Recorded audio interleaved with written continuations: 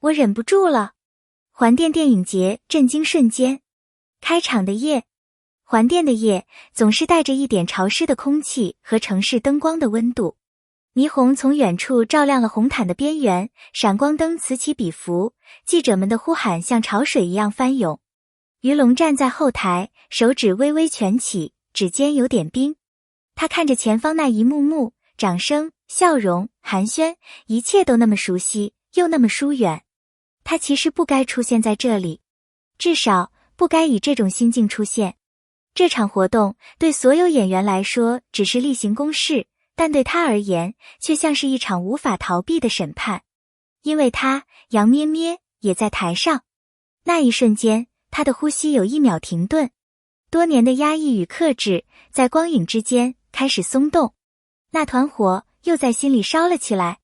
台上的重逢。颁奖环节快结束时，主持人微笑地宣布，接下来有请曾多次合作、默契无间的2位演员于龙、杨咩咩为我们颁发年度银幕化学奖。观众席顿时爆发出欢呼。他深吸一口气，踏上舞台，灯光打在2人身上，四目相对，那是熟悉的眼神。他微笑着，轻声说：“好久不见。”他喉咙一紧，笑了笑：“是啊，好久不见。”短短4个字，像是一把钥匙，打开了被封存多年的回忆。他们一起颁奖、合照、寒暄，表面上一切完美无瑕。可舞台下的他，手心早已被冷汗浸透。心里的告白。活动结束后，记者们蜂拥而上，闪光灯刺眼，话筒伸到他面前：“于龙先生，请问您对杨咩咩有什么想说的吗？他刚刚在采访中提到，有些人只能藏在心里，您怎么看？”那一刻，他愣住了，脑海瞬间翻腾起往日的画面。冬夜拍摄，他冻得发抖，他脱下外套给他披上。片场摔倒，他第一个冲过去扶他。夜深收工，2人坐在灯下喝热水，不说话，只是静静对视。那些时光，如今都成了不能提的秘密。他本该继续微笑，装作没听见。可那句话，有些人只能藏在心里，刺痛了他。他知道，他再也藏不住了。突如其来的决定，我忍不住了。这句话从他心底溢出时，连自己都被吓到了。他忽然转身，推开记者的包围圈，径直朝后台走去。助理追上来：“于老师，去哪？节目还没结束。”他只丢下一句：“找他。”现场一片哗然，摄影机跟拍，观众席议论纷纷，但他什么都听不见，耳边只有自己加速的心跳声。走向他的那几步，后台的灯光昏黄，空气中弥漫着香水与紧张的气味。杨咩咩正换下高跟鞋，准备离开，听见有人喊他的名字，他回头，是他。2人对视，时间仿佛停止。他轻声道：“你疯了吧？这里这么多人。”他哑声回答：“我知道，但我真的忍不住了。”1步2步，他靠近他，声音低得几乎听不见：“咩咩，我骗不了自己，我喜欢你，一直都喜欢。”他怔住，眼神闪烁不定。那一刻，舞台的喧嚣仿佛全都退远，只剩下2颗颤抖的心。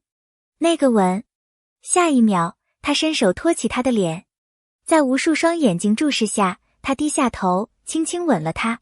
不是戏里的吻，不是宣传噱头，那是一个男人多年压抑后，终于敢坦白的瞬间。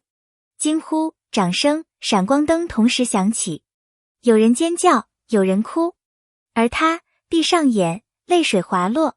那一刻，全世界都安静了，只有他们终于不再隐藏。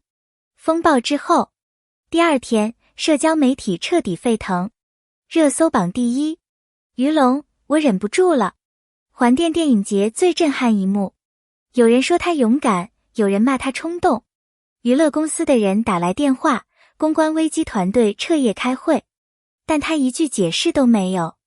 他只是静静看着那张照片，他和他的那个吻。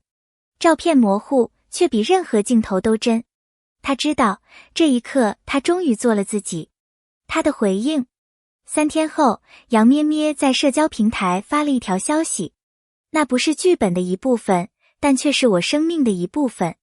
短短一句话，瞬间点燃了整个网络，评论区爆满，媒体疯狂转载。而他在看到那句话的瞬间，泪水终于掉了下来。他知道，他懂了，他们都懂了，那一吻不是失控，而是勇气。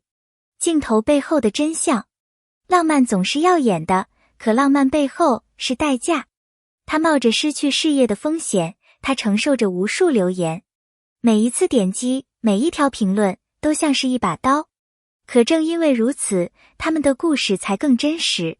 他们不是戏里的角色，而是真实的人。他们会害怕，会犹豫，会疼，也会爱。真正的浪漫从来不是虚构的台词，而是敢面对现实的心，被误解的勇敢。事件持续发酵，有人说他太冲动，也有人说他只是配合演戏。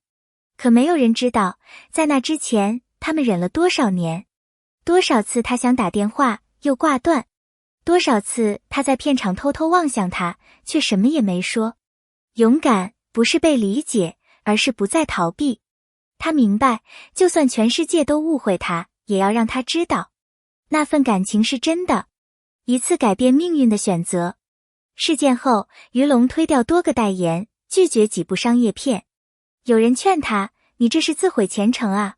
他只淡淡地说，我不想再演假人。